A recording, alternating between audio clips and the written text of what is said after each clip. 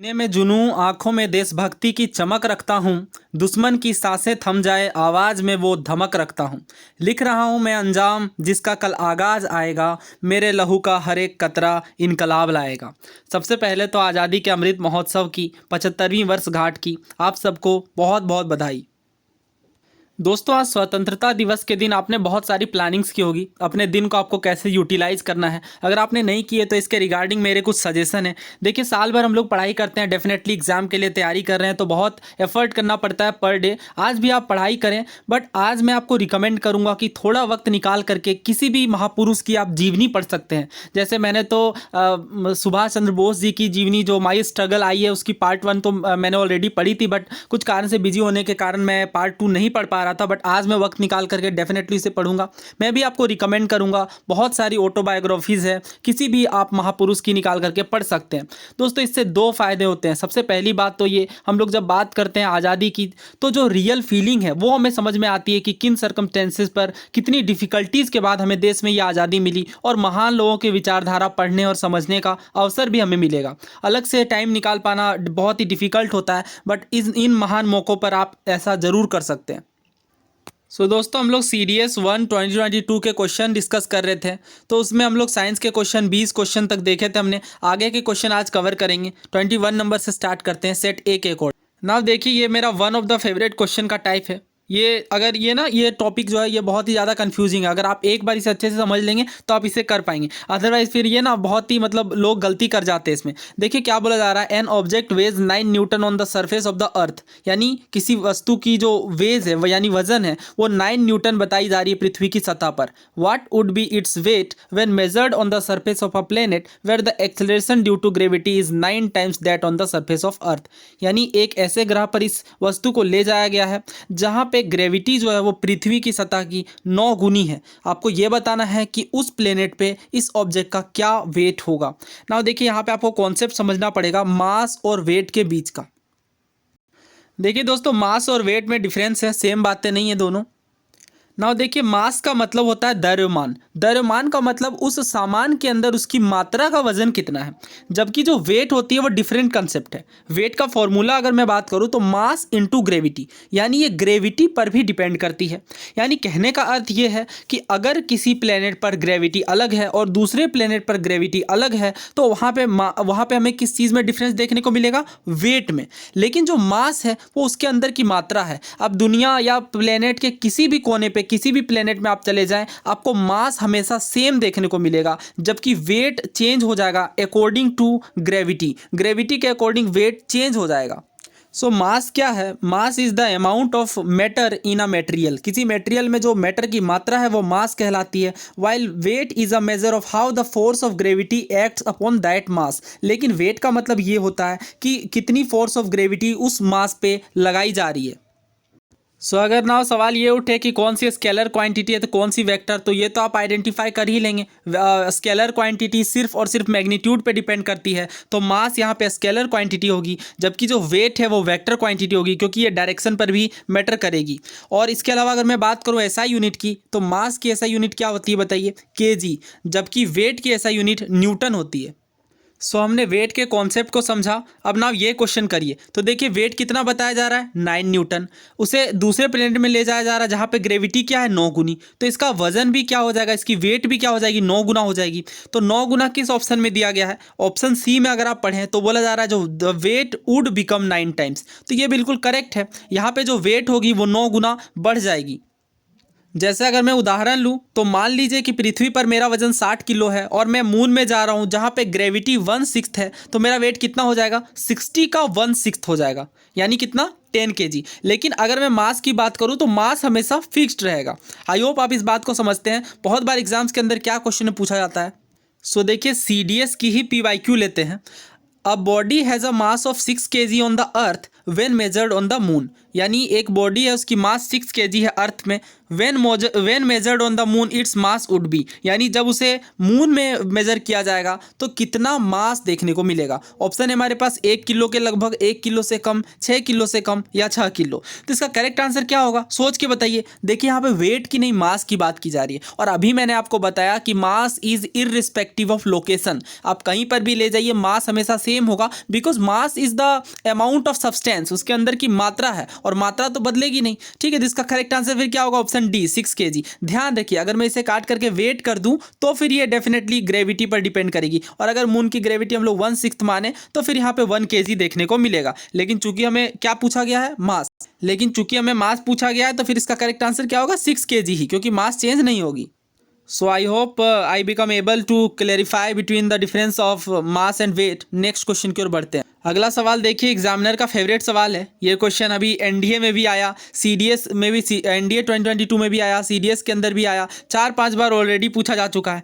Twinkling of star, इस पर मैंने एक सेपरेट वीडियो बना दी है कि तारे क्यों टिमटिमाते हैं। इसका करेक्ट आंसर ऑप्शन बी है, एटमॉस्फेरिक रिफ्लेक्शन। अगर आप डिटेल में समझना चाहते हैं, क्योंकि और भी अंडरलाइंग कॉन्सेप्ट्स होते हैं इसमें, तो आप उस वीडियो को जरूर देखिए। आप साइंस की प्लेलिस्ट चेक कर लीजिए, वहाँ पे आपको ये वीडियो मिल जाएगी। इसका करेक्ट आंसर ऑप्शन बी है। अगला क्वेश्चन देखिए, फिजिक्स का न्यूमेरिकल है। अगेन मैंने आपको बताया था कि लेंस मिरर वाले कॉन्सेप्ट आपको बहुत ही क्लियर रखने हैं, बहुत सारे क्वेश्चन आते हैं। इस क्वेश्चन को करते हैं, और यहाँ पे मैं आपको 1-2 और कॉन्सेप्ट सिखा दूंगा इससे रिलेटेड, क्योंकि इस तरह के क्वेश्चन अक्सर ही एग्जाम के अंदर देखने को मिलते हैं। एक कॉन्वेक्स लेंस की बात की जा रही है, इसकी फोकल लेंथ 15 सेंटीमीटर दी गई है। पूछा जा रहा है कितनी दूरी पे ऑब्जेक्ट को रखा जाए कि जो लेंस है उसकी यहाँ पे जो इमेज है वो रियल देखने को मिले, और जो साइज़ है वो ऑब्जेक्ट के साइज़ के सेम देखने को मिले।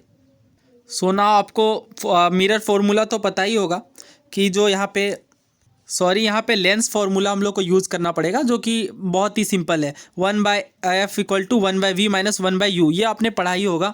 सो ना देखते हैं फिर इस क्वेश्चन में क्या हमें गिवन था। हमें फोकल लेंथ दिया गया 15, और जो हमें हमारी जो इमेज होगी वो रियल है और इक्वल है, तो v = -u हम लोग को लेना पड़ेगा। सो ना अब यहाँ पे मैं फॉर्मूला अप्लाई कर देता हूँ। फॉर्मूला क्या है, 1/v - 1/u = 1/f, राइट। अब देखिए यहाँ पे मैंने आपको क्या बताया कि 1/v, v को आपको क्या लेना है, v को आपको लेना है -u। क्यों, क्योंकि जो इक्वल दी गई है, पहली बात। दूसरी बात रियल इमेज है, तो 1/-u मैंने ले लिया, और यहाँ पे पहले से माइनस का 1/u है, और = 1/f। अब आप इसे सिंपली सॉल्व करेंगे मैथमेटिकल कैलकुलेशन लगा के, तो ये आसानी से निकल जाएगा। सो यहाँ पे हमने देखा माइनस का 1/u है, और फिर से माइनस का 1/u है, और फोकल लेंथ कितनी है 15, तो 1/15। इसे मैं सॉल्व करूँगा तो 1 और 1 2 हो गया, माइनस का 2/u = 1/15। अब मैं इसे अगर क्रॉस मल्टीप्लाई करूँ तो u की वैल्यू कितनी आएगी बताइए, u की वैल्यू यहाँ पे आएगी -30। तो यही हमारा आंसर हो गया।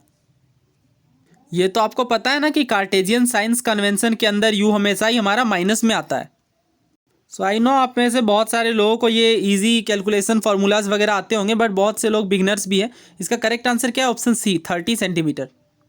अगला सवाल देखिए 24 नंबर, बायोगैस के बारे में कौन सा कथन सही नहीं है, ये हमसे पूछा गया। एनडीए 2020 में भी पूछा गया बायोगैस से रिलेटेड क्वेश्चन, उसे भी हम लोग देखेंगे। पहले इस क्वेश्चन को कर लेते हैं। क्या ये मीथेन गैस से कंपोज होता है, नॉट करेक्ट पे ध्यान देना है आपको। दूसरा बोला गया ये non renewable source of energy है। तीसरा बोला गया काव डंग के डीकम्पोजिशन से ये फॉर्म होता है ऑक्सीजन के एब्सेंस में। चौथा बोला गया ये बिना स्मोक के जलता है और कोई रेजिड्यू को लीव नहीं करता है। सो इसमें जो नॉट करेक्ट हमसे पूछा गया, तो करेक्ट आंसर फिर इसका ऑप्शन बी है, क्योंकि ये रिन्यूएबल सोर्स ऑफ एनर्जी है। क्यों, क्योंकि डीकम्पोजिशन होता ही रहेगा, और यहाँ पे ये जो सोर्स ऑफ एनर्जी है वो बनती ही रहेगी, right. So unlike natural gases जो कि रिन्यूएबल है, लेकिन जो कि नॉन रिन्यूएबल है, लेकिन ये यहाँ पे जो हमें बायोगैस देखने को मिलेगा वो क्या है, रिन्यूएबल।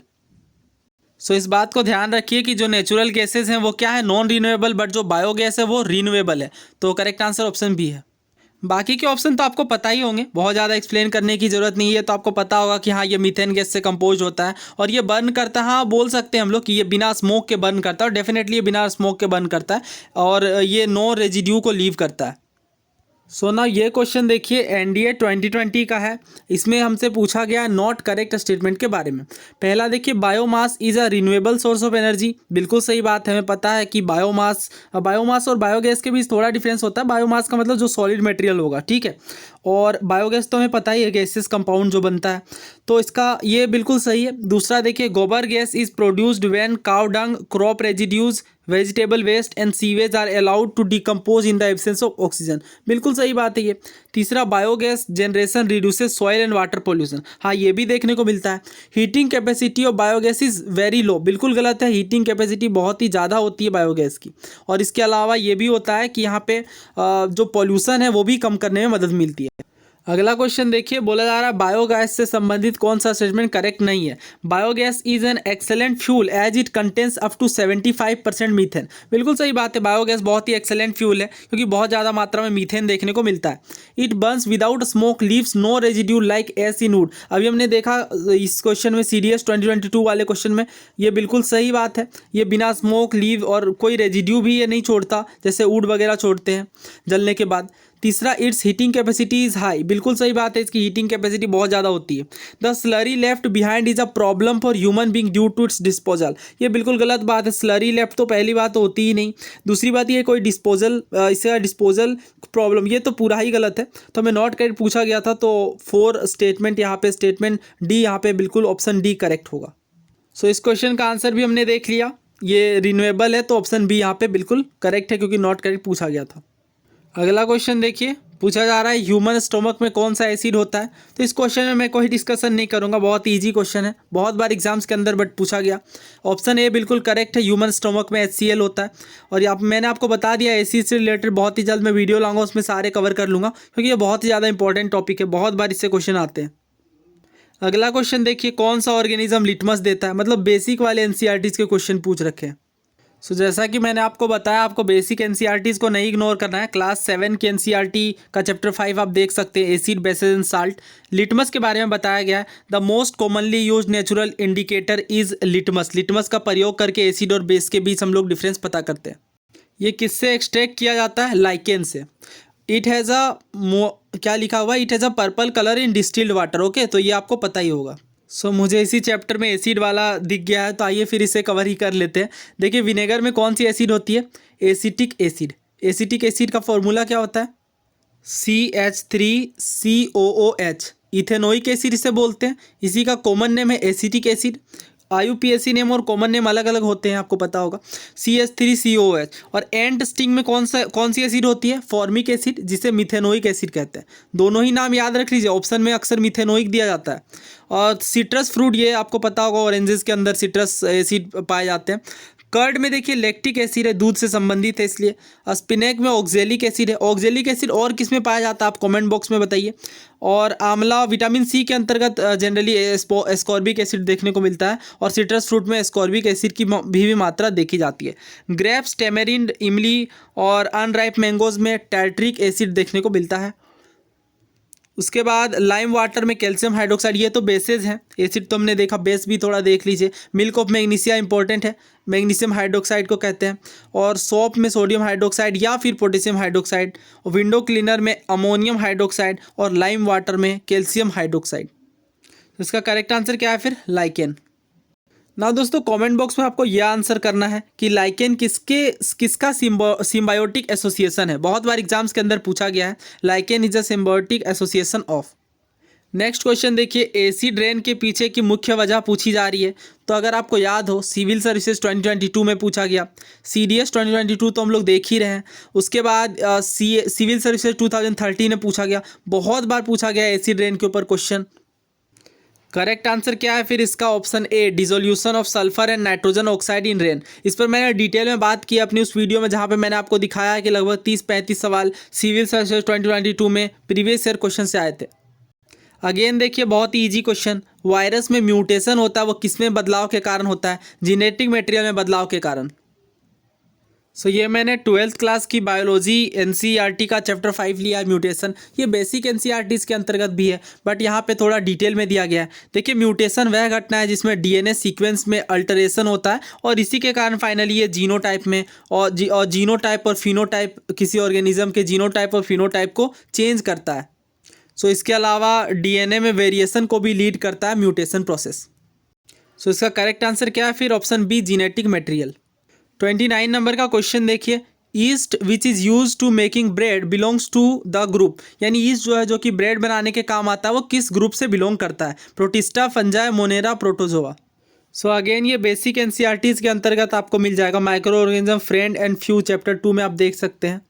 यहाँ पे फंजाई टॉपिक को बहुत डिटेल से डिस्कस किया गया है। उसके बाद ये भी बताया गया है कि ईस्ट किस तरह से rapidly and produces carbon dioxide during respiration, जिससे क्या होता है बबल्स जो गैस के बनते हैं, bubbles of the gas fill the dough and increases its volume. उसके बाद ब्रेड बनाने के ये काम आता है बेकिंग इंडस्ट्री में। सो ईस्ट क्या होते हैं? फंजाई होते हैं। ऑप्शन बी यहाँ पे बिल्कुल करेक्ट है। हरियाणा सिविल सर्विस में भी पूछा गया यही, इसी मतलब एक स्टेटमेंट के अंतर्गत यही था कि ईस्ट जो है वो फंजाई होते हैं। हालांकि उसमें 6 स्टेटमेंट दिए गए थे। अगर आपने वो वीडियो नहीं देखा है तो वो भी जाके देखिए। बहुत सारे कंसेप्ट ओवरलैपिंग होते हैं एग्जाम्स के अंदर। डेफिनेटली PYQs करने से आपको काफ़ी फायदा होगा।